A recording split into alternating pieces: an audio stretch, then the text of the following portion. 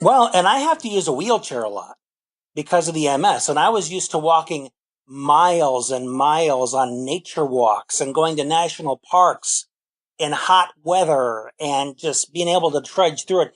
And now I break into a pool of sweat if I drink a cup of coffee. Because of the MS, I have a hard time regulating my heat now. So my entire body has almost done a 180 in terms of my experience of it. But here's where I'm grateful. And I had to go through a real big stubborn phase because I resisted. Welcome to the Scratch Your Own Itch podcast, the show about the things we think about but don't ever talk about. My name is Logan Tyler Nelson, and I'm your host. These conversations are about creating a life worth living, with a focus on sharing stories about battles in our heads. Topics range from depression, addiction, self-doubt, past traumas, and everyday compulsive thinking. And my hope is that this show will just shed some light on anyone in the dark that feels like they're alone in their daily struggles.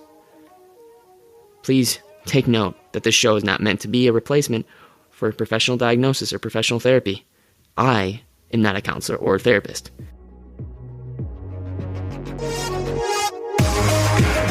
Hey, you. Thank you so much for just tuning in and listening to another episode of Scratch Your Own Itch. So I wanted to read a review for you real quick before we started the show. It's from Beagle Nation, and Beagle Nation says, I love the purpose and mission of this show, and Logan does a great job at asking questions of his guests. It is very clear that he cares about helping people. Great stuff. And they gave me that review on my birthday, December 17, 2017, which places me in a new category, the new category of feeling like you're actually doing something. You're actually making impact. And I really feel like I'm actually making impact, even though this review says that it is very clear that he cares about helping people and he asks questions that are great. Hearing that, like, really keys in on, I feel like I suck at this, to be totally honest. I feel like I'm not good at this interviewing thing, and I'm about to release episode 38, and this is going to be with Brian Raymond King, and honestly, I feel like I'm terrible at it. And I think it just goes to show you that the art that you do, you're always going to be your worst critic. The body that you see in the mirror, the face that you see in the mirror, you're never going to see the truth and the beauty of that unless you start accepting yourself. And I think that you can be really motivated to change, but the only way that you're actually going to be the change that you wish that you started to see in the mirror, I think, is through self-acceptance. So, through that, I want you to know that just by sharing these weird, deep thoughts that you have that are just not true, it helps. So don't ever miss an opportunity to do that, whether it's on Facebook, Instagram, or Twitter. If you hear something in today's episode and you just want to share an idea that happened during the show that made you feel less alone, please don't wait. And also, if you want to get connected with me, join my Facebook group, Scratch Your Own Itch, Creating a Life Worth Living. It's all about accountability and asking yourself the quality questions in order to lead you to a quality of life. One that you love living. So, enjoy my interview with Brian Raymond King.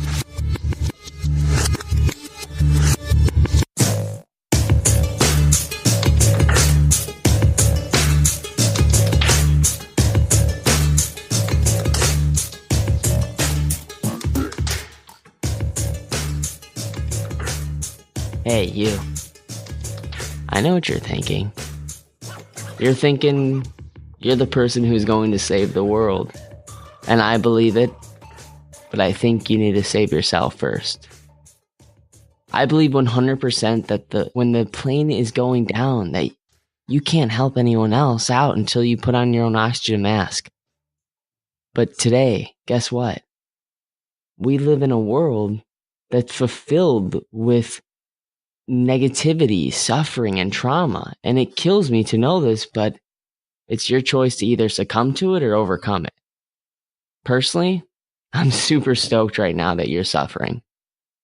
I know that sounds sick, but it means you're human and you're looking for a way out. And guess what? Just by showing up today and then implementing the resiliency tools my guest and I are going to share with you today, well, that'll be your way to save the world. So my guest today, if you're wondering, is Brian R. King. And who is Brian R. King? Brian, well, he used to be a social worker. He's also a cancer survivor and a proud father of 3 boys with Asperger's and ADHD. He himself also had ADHD, or still has ADHD, and struggles with dyslexia. For the past 10 years, Brian has poured his heart into teaching other parents of children with special needs strategies to help prepare the children for a better world to live in. He's also had the pleasure of speaking all over the country to various groups who want to learn his strategies. What Brian has learned over this time is that what he does best is teach people how to authentically connect with each other. He shows people how to remove the barriers between themselves so they can discover how much they can accomplish together. That we are never alone when we know how to connect with those around us. Brian is also the host of the new podcast, Memoirs of Mindful Life, which can be found on iTunes or watched on Blab. You can find out more about Brian and his work at brianraymondking.com. But, I've been talking a ton, and I really want to introduce you to my sidekick today, Brian R. King. So, Brian R. King, without further ado, how you doing, man? Hey, I'm doing awesome, Logan. Thanks for having me on, man. Yeah, dude, thanks for coming on Scratch Your Own Itch. I really, dude, I just want to say first off, you guys, you are just a treat, my friend. You really are. Thank you for being a gift to the world. Yeah, I really appreciate it. I'm just paying forward all of the wonderful things that have come into my life because of the challenges I've had. Yeah. And you have gone through some challenges, so I want to definitely get into those. And? What? Yeah, I still do, man. Yeah. I'm still going through stuff. I was just, in addition to the stuff that you mentioned at the beginning, I was diagnosed with multiple sclerosis last summer. Oh, my father has that. So I'm dealing with all the exciting things that come along with that as well. Man. Man. But hey, I believe in what you have taught your mind to battle with these odd and uncalled for traumas that we don't ask for them, obviously, but they come up and we have to have a resilient mind. So before we get into the resilient mind, I kind of want to get into your story and where you've come from, but most specifically the story that you've had with your son, who at one point actually dealt with some suicidal thoughts, and what you said to him when he was going through this. Yeah, my oldest son, he just turned 20 just early this week. When he was 11, he was really going through some serious stuff. His mom and I had separated. He decided to try out public school. We had him in a special needs school for a while. And he was dealing with a lot of bullying and a lot of pressure from teachers, from other students. And he reached his saturation point. And there was one night where he just broke down and was sobbing and was saying, nobody understands me, nobody cares, not even you understand me. And that was shocking because he always referred to me as the one person that did understand. And it was late at night when this was happening. And so I just sat down with him. The room was pretty darkened. And I just sat next to him and just put my arm around him as he cried. And I really didn't have any answers for him. I felt just as helpless as he did. But then in that moment of feeling helpless, I developed this kind of curiosity, asking myself, man, well, I don't know what the heck to do, but we got to figure out something. So I was very honest and transparent with him. I said, you know what, buddy? I can tell right now that you're scared because you don't know what to do. And frankly, I don't know what to do either. But there's one thing I can promise you right now. I promise you that until we figure out how to make this better, I'm not going anywhere. You're not going to have to go through this alone. We'll figure it out somehow, and we're going to make things better. And he felt so alone before that, thinking nobody gets me, nobody understands me, nobody's helping me. But just that reassurance that he wasn't going to be alone as he went through this helped him calm down. And it also reminded him that I've been by his side since day one. And no matter how hard it was, I wasn't going anywhere. And just that reassurance helped him calm down.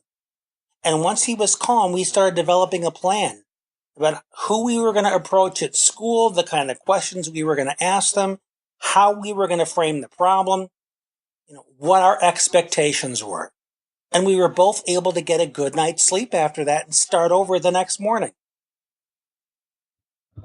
Oh my God. It makes the hairs on my neck stand up when I hear that story. And, it just really, reassures me that, sometimes we don't always have the right answers, but we just simply need our voice to be heard every now and then. And for you to just like reach out to your son like that and just say, hey buddy, like, I don't know exactly what to do. Like, but I tell you what, like, I'm going to be here for you. And I think, that's kind of the first way to just be there for anybody that's had these thoughts, even if they're not taking extreme action on it, which, you hope to God they don't. But at the same time, you just got to be there for them and just know that you're gonna live in a way where hopefully they see that and they're just consumed by that way that you are, and to be a good example. So let's get into that kind of like, how do you deal with because I know you also struggle with ADHD and dyslexia. How do you kind of combat the ADHD to work for you instead of against you? Well, one thing I want to throw out there in reference to our previous point is that a big part of resilience is realizing that you're on a journey of discovery. Because when you come up against a new, I don't want to like to use the word obstacle, a new challenge, a new opportunity, a new mountain to climb, if it holds you back in some way, it's because you don't yet have the strength to deal with it. And I think of opportunities, challenges in my life as opportunities to be resourceful, as opposed to opportunities to be overwhelmed, to go into crisis, or any of that stuff. And in order to be resourceful, you have to have the knowledge and the skills required to manage whatever that challenge is. So when it came to my son, I realized, well, I don't have the knowledge and skills I need to help him through this. So I got to figure out where to find him. And it's the same with the ADHD, the dyslexia, and now the MS. I mean, don't get me wrong. I mean, I had my period of being angry about it, of asking myself, why the heck am I being given yet one more thing that I got to deal with? But after a short period of feeling sorry for myself, I said, okay, time to get to work. What knowledge do I need? What skills do I need to develop? And what people do I need in my life in order to be able to navigate this successfully so it doesn't hold me back? So I can learn to surf this wave like a champ. And it's just asking that question and being curious about what's out there. What knowledge is there? What kind of cool people are out there that I can model? What skills do I need that I don't have now so that I can rock this thing? And just, through the MS alone, I've met people that are really into nutrition.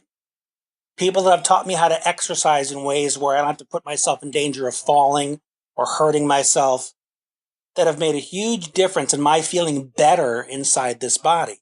ADHD, the same thing. I sought out experts who knew how to look at it more as an asset instead of an adversary, who had these real positive reframes on it, who introduced me to things like text-to-speech technology so that I can have stuff read to me instead of having to read it. After I learned that I had dyslexia and found the text-to-speech, my life was changed. Just by that one piece of technology that allowed me to get into books I'd been trying to trudge through for years, but couldn't get through the first 10 pages. Now I was sucking them in like it was water. So just things like that have been totally transformational. Gosh, yeah, that's so cool that I just want to say, like, first of all, that's amazing that you actually transform your mindset into going, what words do I kind of need to like eliminate from my vocabulary? So I look at it from a positive point of view versus a negative point of view, which we often do. Just it's in our language. We can't really avoid it. But what we can do is change the perspective and the relationship that we have with those words, right? That's what I'm getting from at least what you're saying. Oh, yeah, you've got to emphasize language that provides solutions for you, that opens doors instead of closes them. And when you think of things in such a way as, man, I can't do it, or this is going to be so hard, or why do I have to do this, or why me? What did I do to deserve this? Those are all questions and comments that lead you to want to pull back, to feel as though you're being a victim or you're being punished somehow, as opposed to things like, what's the solution? What one thing can I do here in order to keep moving forward? What are my opportunities? Who can I ask for some perspective on this? The more solution focused you are in your language, the less you feel like something's being done to you, and the more you feel like you're still in charge and you can do things to exact some change on your circumstances. So it's not just changing your language, it's also changing your ideas of what is possible, what options you have with what's been given to you. Oh, okay. That's really cool. That is that is neat to point that out, that it's the options. And do you think though now we live in a world today where it's kind of like options are abundant, and it's like, how do you gain clarity then when we have all these options? Well, we've always been in a world of abundance. I mean, when you look at the way the universe is designed, it's always in some way creating something. When the earth goes from the 24 hours and the sun rises the next day, it starts again. Every single spring, new buds come on the plants. Every morning you wake up, you can eat and start your day. There's always an opportunity to create something. You get an idea in your head, something that you can act on. You can put something on Facebook. You can make something with your hands. You can write a poem. There's always this creative flow going on. And one of the best things about technology these days is that new ideas are even more accessible than they've ever been. You don't need to go to a library all the time or go on the encyclopedia. You can listen to a podcast like yours. You can go and search up an article. You can watch something on YouTube. And there's so many ideas these days that how can you not realize that we are living in this endless stream of creative powers? And what makes them even more accessible is your realization that you are part of that creative force. Because there are some people that they watch the videos, they read the articles, and they're intimidated. They think, oh man, I can never be that smart. Oh, I could never succeed like that person did. But when the reality is, you can say, man, I need to model this guy. I need to figure out what this person did, what decisions he made, what actions he took, so I can get not only this or the same results or similar results. It's making that connection that the only thing that's different between me and this person is they're farther ahead on the journey than I am. But I can do this too. So again, it's not only exposing yourself to the ideas, but realizing that you have the option to follow in that person's footsteps, as opposed to thinking that you're somehow excluded from the same success that person had. Oh, one of my favorite questions is who do you just want to become, right? So I think a huge thing that you point out is, well, first of all, I want to say that endless stream to create, like that is just, it's amazing that you look at technology as a positive, and I wish more people did too. I really do, because a lot of us, I think, view technology as, and it can be a bad thing, like anything. If you drink too much water, gosh, that can make you actually ill. If Yeah, you it all consume has to way, do with how you use it. yeah, absolutely, I agree with that so much. So, how do you what's the first steps that you have taken in the past to start becoming someone that you want to be? Well, the first thing that you have to ask yourself is, what results do you want? What experience do you want to have of life? What things do you want to accomplish? And typically, they are things that are an improvement over where you are now. One of the things that started me on the track was when I was going through cancer when I was 18. Because during that period of time, I was so angry, or I was depressed, or I was terrified. Am I going to die? And when I found out that I was going to live, well, what do I do with the rest of my life now? And I have trust issues because a lot of my friends stopped talking to me, and my girlfriend broke up with me, and I had to do all that healing. And I went through my own share of counseling in order to get back on my feet. But then I had to ask myself the question, well, I don't want to live this way, being angry and being so easily upset and people having to walk on eggshells around me. So what do I want instead? And I wasn't sure what I wanted instead because I was so up to my eyeballs in what I was feeling because of how raw it was. So what I did is I went to the library because this was back in 1988 before we had the internet. Cell phones were barely in their infancy.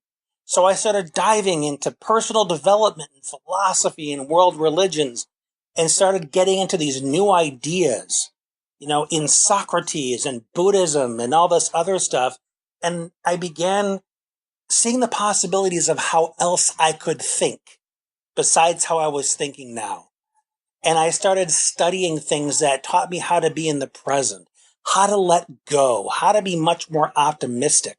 And that's what started leading me down the path that has gotten me to where I am today. So I love that you talk about all this. It is just, I mean, I think we're given a chance to finally become the person that we want to become. And it's hard to actually sometimes step into it, right? Because now you got to finally like be open with these sort of things that you've gone through and trials and tribulations. How do you constantly do that? How are you so open with what you've gone through? Well, it's definitely been a process. I mean, there was my early 20s, there were the period of time where I went through well, I know everything. I know better than you. You can't teach me anything. I don't already know I'm the smartest kid in the room, and that kind of arrogance that a lot of people suffer from. And I think it was, having my kids and them getting diagnosed with Asperger's and ADHD and being repeatedly hit with not knowing jack. Just when you think you figured out one thing, a new problem shows up.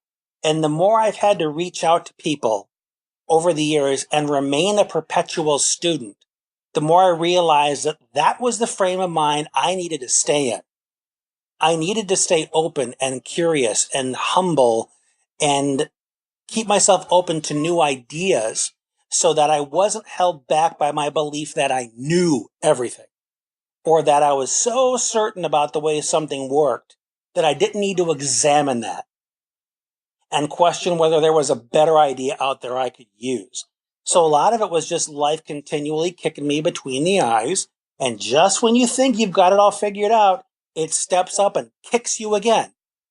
So the more you just remain curious and open and questioning whether you've got the best recipe that you need, staying in that frame of mind is what keeps you really, really humble and in the flow.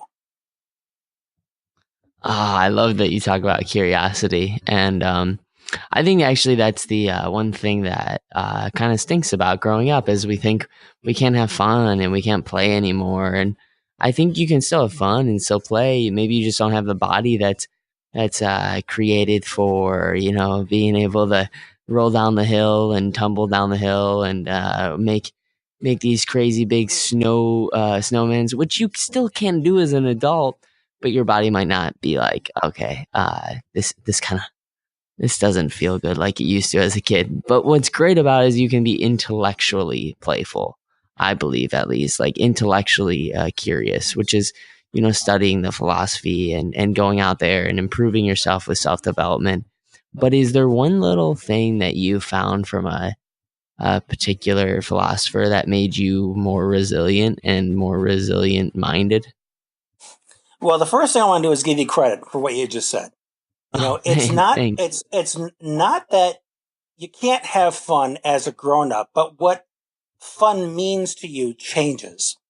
If you've ever sat down with an older person, they are so full of stories about what they did as a kid, stories about how you can learn this lesson in this way. So whereas early on, when you're younger, so much about how you engage the world is through testing, physical testing, taking risks, learning what's a smarter idea versus I never want to do that again.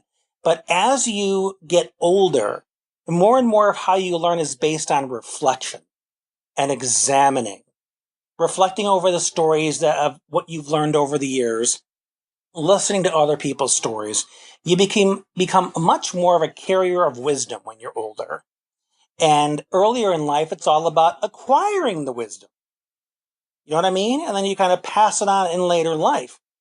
So now I just had an ADHD moment. Now I have to remember what your question was. No, totally. First of all, being human is amazing. I love it because I have ADHD moments all the time too. It's why Oh I'm yeah, constantly moving. never a But dull anyway, moment, man. no. The question was just about like any philosophers in particular that taught you about resiliency and how to have a resilient mindset when you do actually, have the random kick in the face or between the eyes, as you put it, and actually overcome it. Well, the two philosophers that I rely upon the most are Buddha and Socrates. You know, Buddha was the one who I learned the most about letting go, not personalizing things, letting things just pass, like the wind through the trees, like the water down the stream. That no matter how much I believe that things are the case, a lot of that is my just projecting my perceptions upon them. That typically when I think something is the case, it's just an illusion in my own mind, and that's typically not the way it is. So the less attached I am to my assessment of things, the more flexible my thinking can be in terms of what I can actually do with it. If I look at a piece of clay and I say, oh, that's a rock. No, it looks like a rock, but if I put my hand on it, I can actually realize I can mold it and it can become a tree, or it can become a person or whatever else I decide to do with it. If I allow myself to realize that, no, it's not what I've decided it is. It's something much more. And Socrates was the perpetual gadfly. The moment anybody claimed they knew something, he would say, really? Well, what makes you so sure? Tell me what your evidence is. And he could pick apart any person's argument until they realize that they don't know jack. They have a lot of opinions, they've got a lot of beliefs, but they have no knowledge. And that was something that made him, really unpopular because some of the smartest people and the authorities around, he was able to just totally destroy their ego. Not in a way that he wanted to upset them, but he was trying to help them humble themselves. And he was essentially the inventor of logic or real critical analysis of things. So both of those guys combined just are constant reminders that you don't know anything. You can have opinions, you can have beliefs, you can project whatever you want on the world, but you've got to keep questioning your assessment of things because the more you believe things are the case, the more stuck you're going to be. And you're going to keep creating some lousy results with what you think because you're not remaining curious. You're not being open to the information the universe is giving you. I hope that answers your question. Hey guys, I gotta interrupt this real quick to do a call to action, as they call it in the podcasting world. I've got this call to action about, have you ever had a story that you felt like you needed to share? A story that you need to get off your chest? And you have this imposter syndrome in which you think that it's not good enough to share.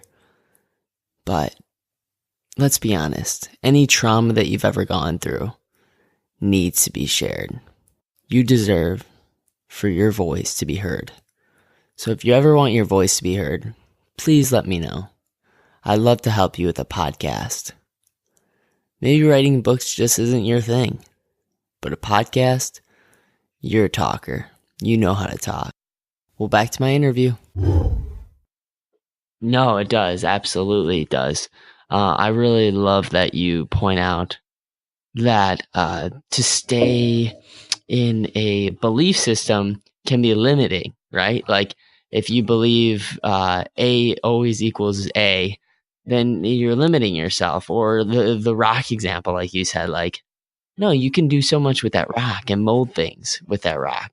And I think it's this sort of part where people forget and they go wrong in life. When they're always going on autopilot, going to work, not being creative, by trying stuff that's just new, that's where I think people can lose sight of what happiness is. And happiness is, of course, like a moving target.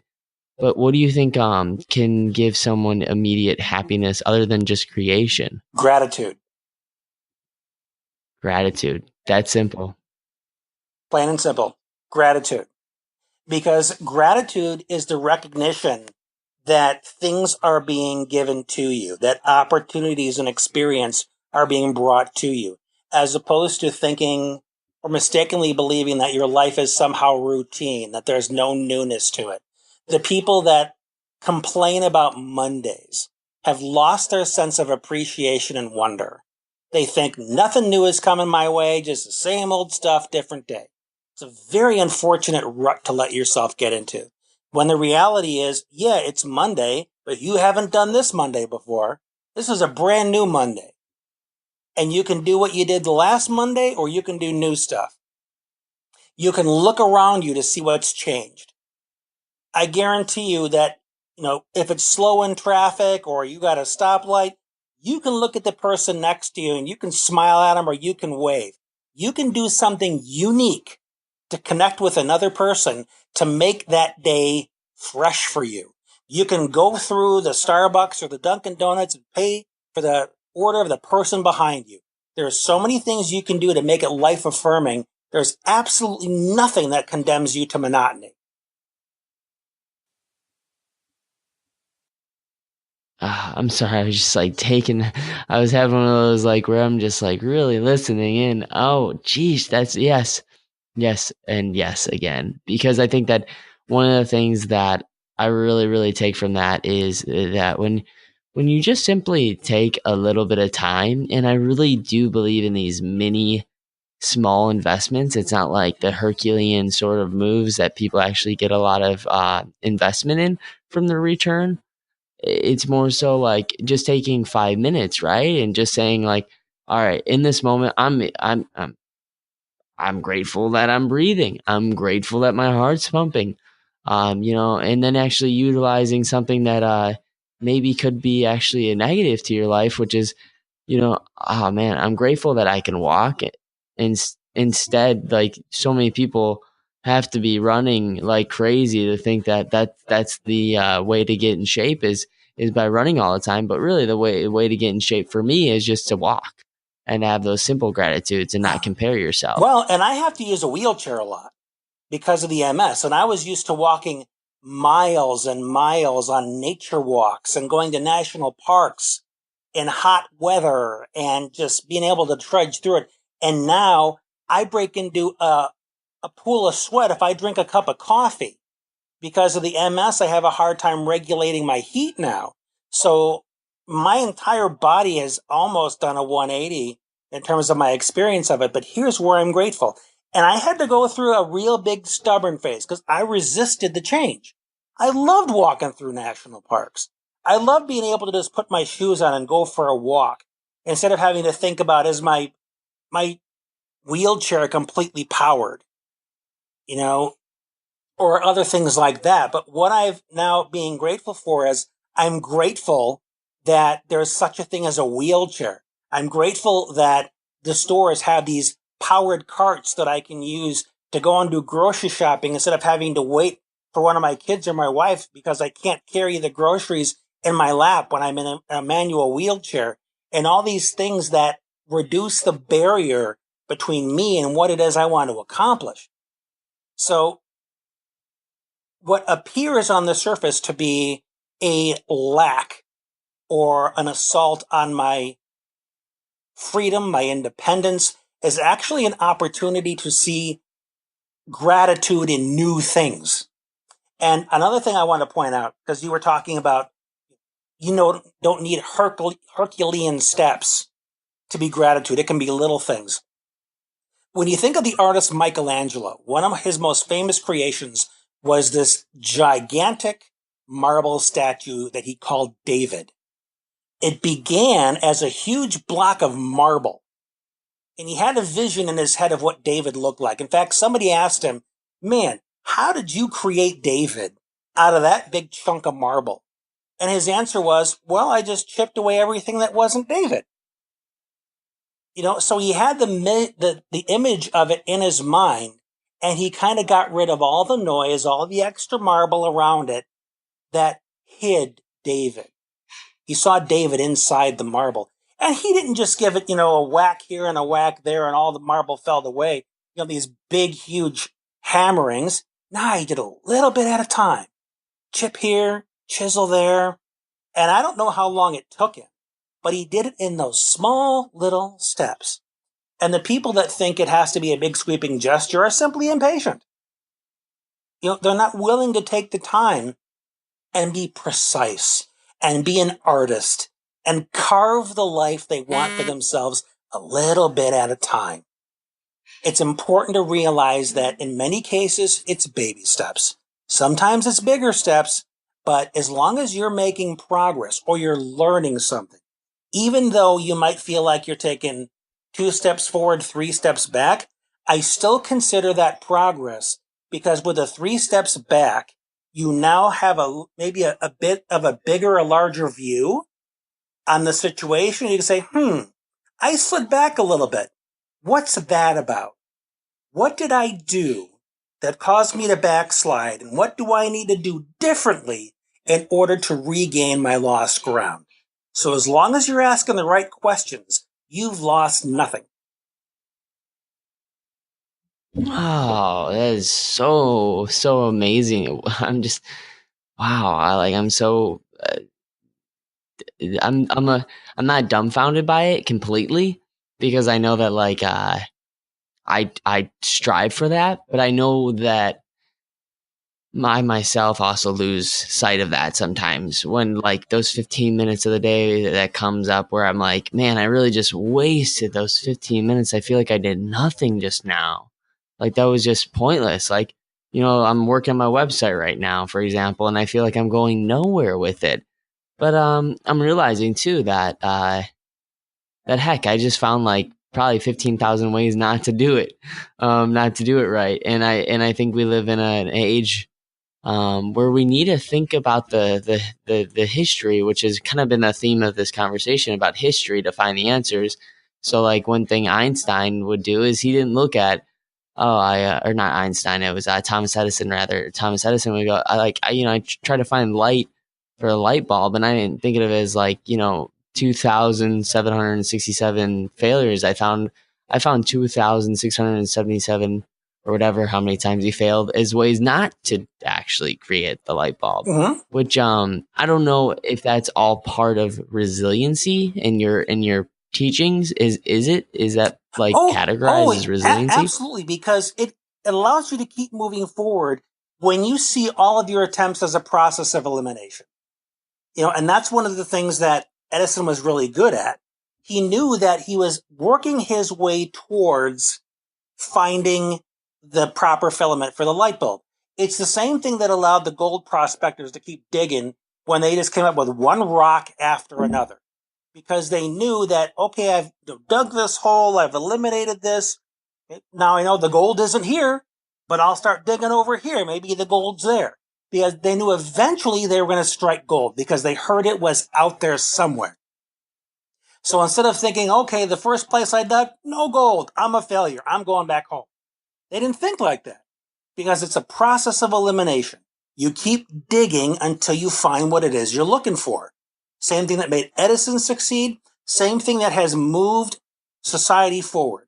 When they come up with a faster microchip, when they come up with more memory, when the like those electric toys you had these days, little talking dolls or whatever. You know what I'm talking about? Like Elmo? Yeah, like the Elmo, things like that. The chip that makes that thing work has more memory on it than the chip that was in the lunar module that landed on the moon in 1969. So you're saying right now that the little Elmo, the Tickle Me Elmo that goes, Elmo's World, like that little guy right there has more technology than the chip for NASA, this first space shuttle. Yep, that's how far technology has come.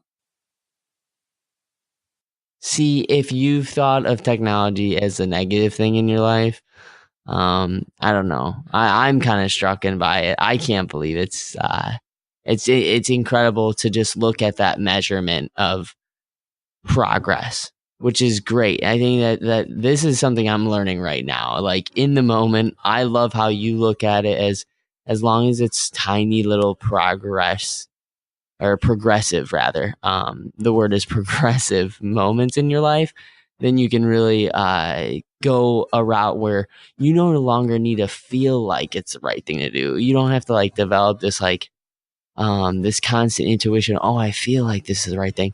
But just have like a nice system of measurement for yourself to know that by measuring this certain skill that you're trying to become better at, you're getting progress, and that is going to ultimately lead you the right direction no matter what, right? Well, and everything needs to be tested. You can say, oh, it feels like the right thing to do. Check it out. Take some action on it and see what kind of feedback you get. And if you get information back, there's one rule that I learned, which has been really, really helpful for me, is that there's no failure, there's only feedback. Because the universe gives you information as to whether what you're doing is effective or not. It doesn't judge you. It doesn't say, man, you're a screw up. Or man, you really messed that up. That's your own assessment of the situation. That's you feeling bad about yourself.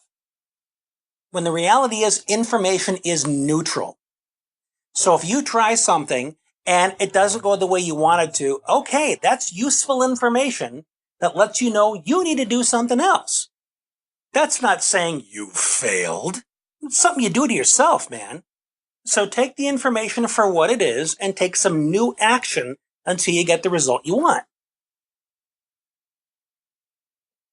Yeah, wow. There's no failure. There's only feedback. I'm going to be uttering that quite a bit in my life as of now, because that's just amazing. There's no failure. There's no feedback, because it's looking at life like that where you go, okay, like I'm not. I think by that way of thinking, it's kind of like the Drano or resistance to actually becoming depressed and feeling down about yourself. And actually what's the worst part of depression, which I faced a lot, was feeling numb. But when you look at it in a new light of going, what kind of feedback am I getting? What kind of comments am I getting from my work? That is another form of feedback, where you don't always have to take it as personal, but look at it as like a way to grow from it. Well, and the emotional numbness tends to come, and this is just my own personal opinion of the whole thing, that the emotional numbness comes from once your brain gets sick and tired of beating itself up.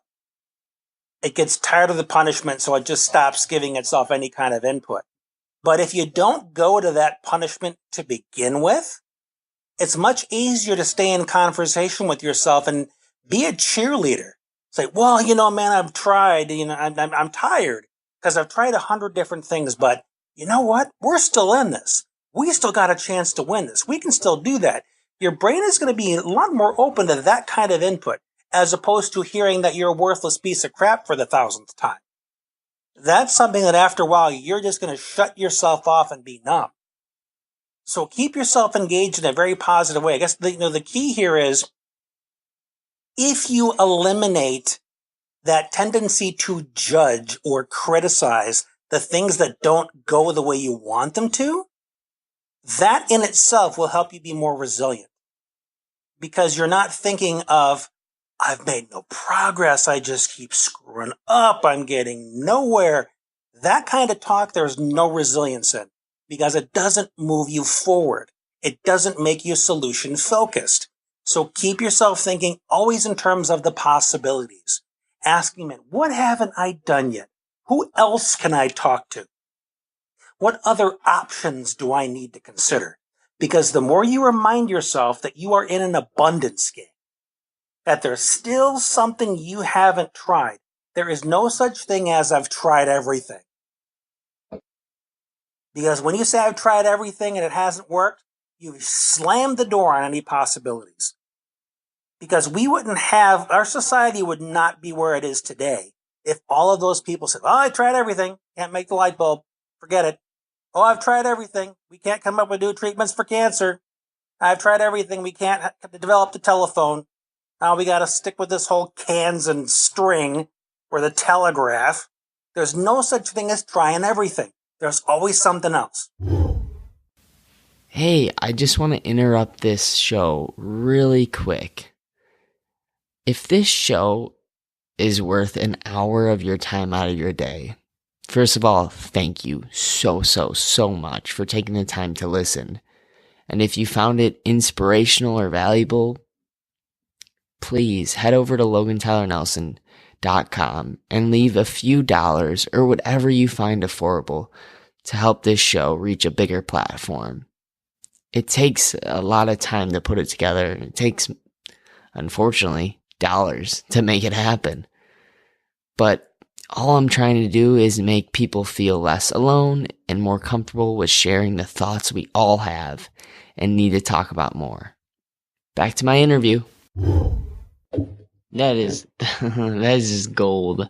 That should be on every single person's t-shirt that is in a production for making a movie or a production for making a play, because that's kind of my background is acting. And whenever we were working on a project, we would often, I feel like a lot of us would shut down and not, if we feel emotionally drained because of the play that is asking of us to become these characters that we would obviously not travel around as every single day, but these characters are going through the 99%, the slice of life, sort of like, huge episodes of sadness, like where divorces were happening in that play, or maybe a person lost their life that was really close to them.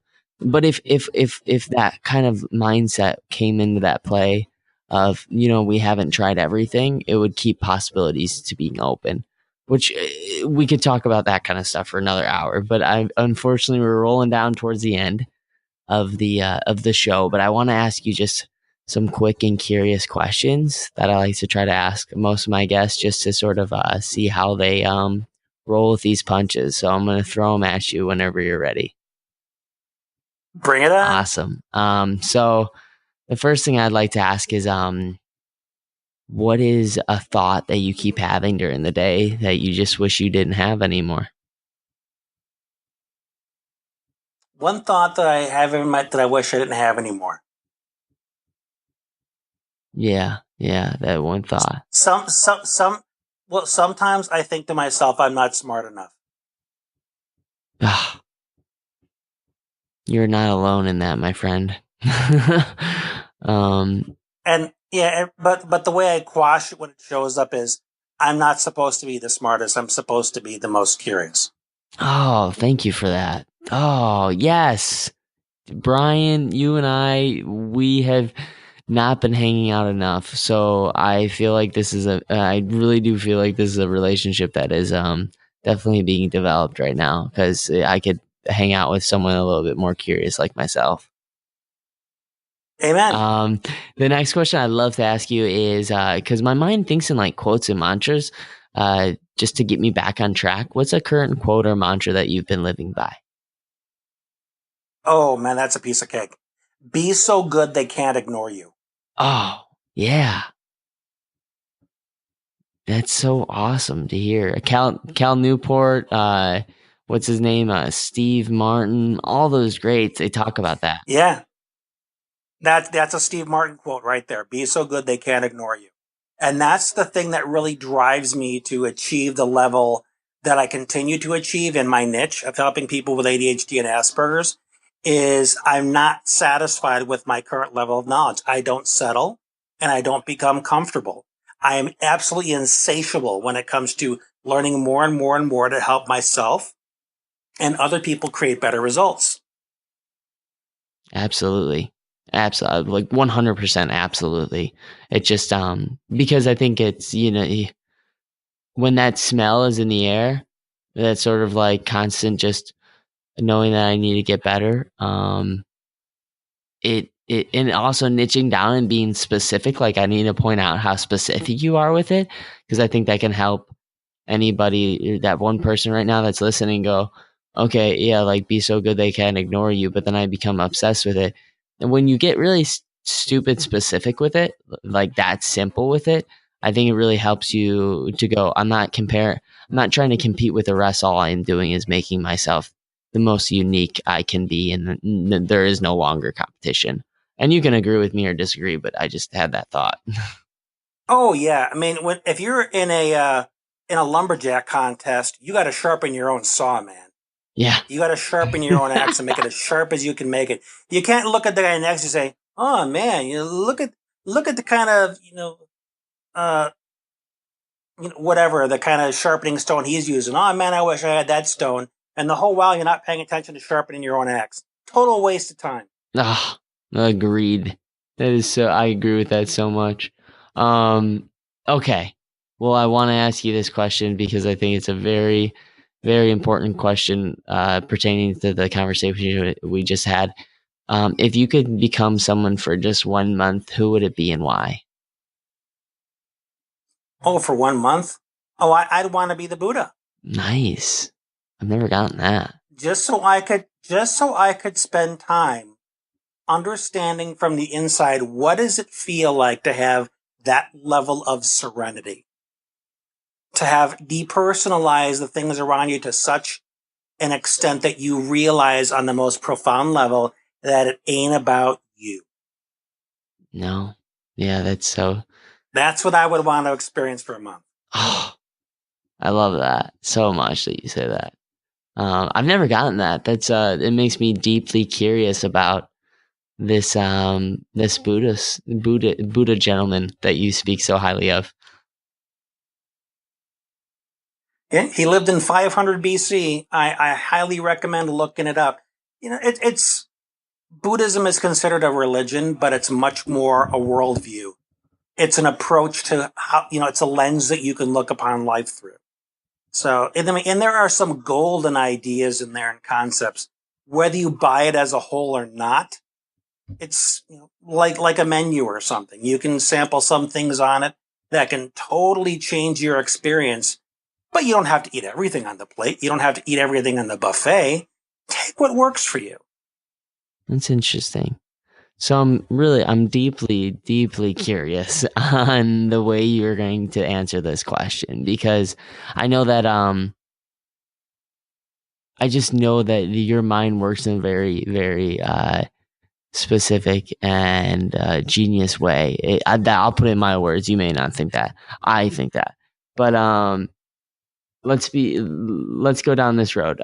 So I feel like you know what your mission is, and your sort of like your destiny kind of is unfolding step through step. What is one thing or one difficult choice that you've had to make to fulfill destiny that you're on? A difficult choice that I've had to make. I've had to let go of some relationships.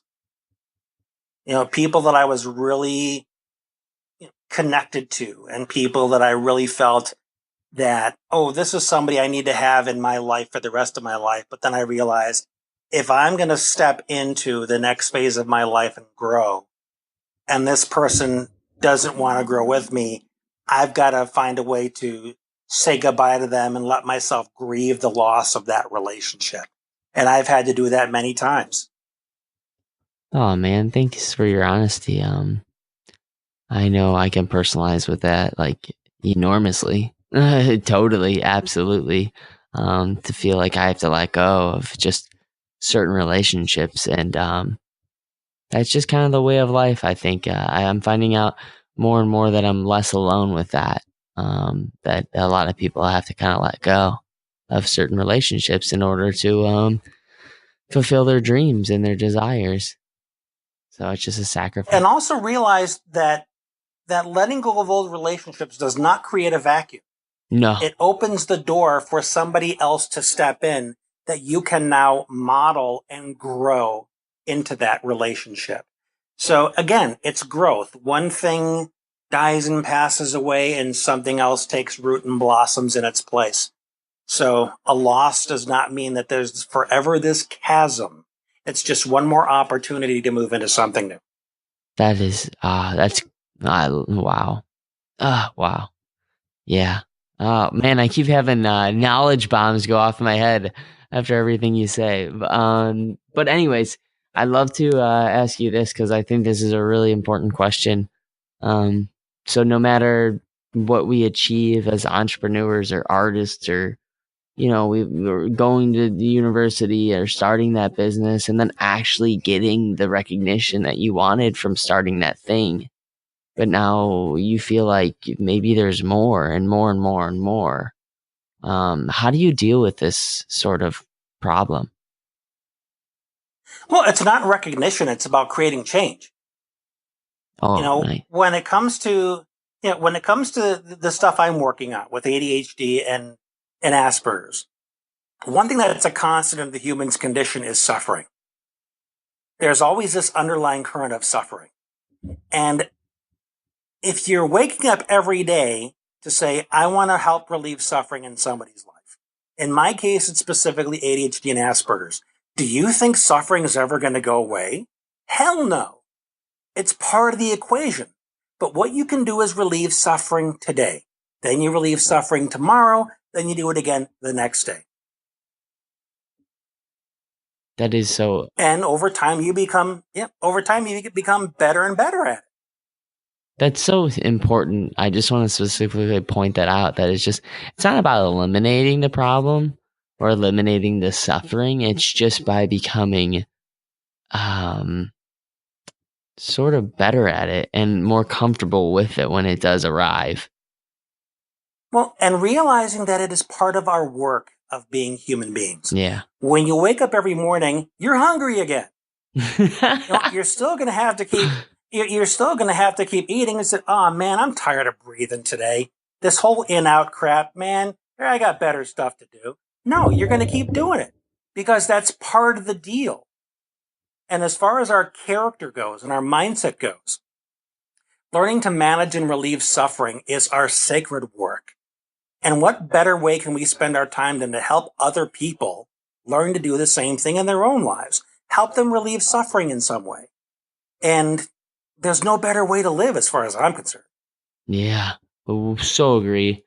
So agree with that. I guess the last question I want to leave us off with, which is one that I think is always nice to just remind ourselves, is if you only had 3 minutes to record on a device and give to your family members, your loved ones, and also everyone else in the world or the universe that needs to hear these 3 minutes that you're going to record, what would you want to put on it?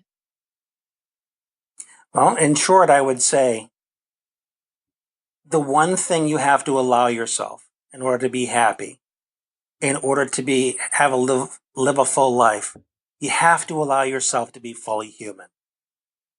Don't judge yourself for being imperfect or for making mistakes, because in doing so, you're no different.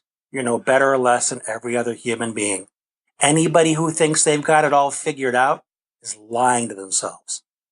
Anybody who acts like they got it all figured out is putting on an act. None of us has it all figured out. None of us has all the answers. We're all just stumbling through life, trying to answer questions and trying to figure this thing out. So by being human as much as possible, you are modeling for everybody else the importance of giving themselves permission to be exactly the way they are. So just be human. Let everybody else watch you do it so you can show them how it's done, and invite them to join you in that place so you can be human together, so you can learn together and enjoy this wonderful experience and adventure that's called the human experience. That is the best way that this show could end. So thank you so much for that. Like, oh man, this has been a rich conversation. Brian R. King, I will let you know right now, my man, that this is not the last time you're going to be on the show. I don't care if you say that you don't want to come back on. I'm going to force you to it. Oh, no, man. I've absolutely loved it. I'm so grateful you had me on. Yeah, thank you, dude, so much for coming on Scratch Your Own Itch. If people want to find you, I said, you can find you at brianraymondking.com. Is there any other plugs that you want to, or maybe add something that I haven't asked you yet? You can totally, the floor is yours. Well, I mean, the conversation is endless. I mean, we can go so many directions, but in order to stay in touch with me, the best places are my website, like you mentioned, brianraymondking.com. You can also find me on Facebook. I'm very easy to find. I also have a group in Facebook called Unstoppable ADHD and ASD.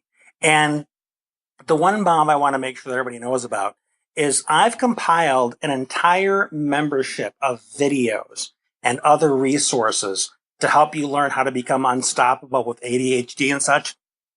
And it's 100% free. So if you connect with me at any of those three places, I will tell you how to access the membership site so you can start listening to the videos, doing the downloads, and making your life much more unstoppable and abundant.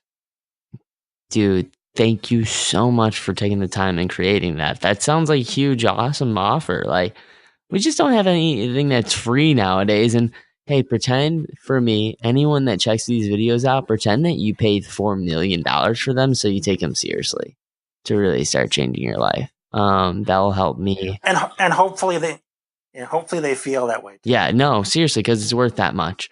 This is awesome value. Thank you so much for coming on Scratch Your Own Itch. Brian, I know we'll reconnect one day. Dude, you deserve an incredible, amazing day, week, month, year, life. Let's talk again soon.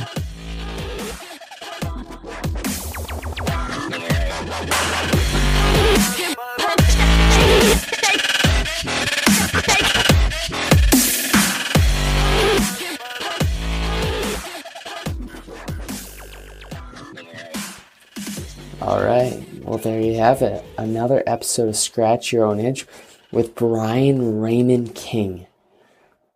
He was a super awesome guy. I'm so happy he came on the show. He's got quite the story. He's got quite the mind. And as you can tell, he just has a lot to give and a lot to give the world. And I'm so happy that he took the time out of his day to share his story with me and you.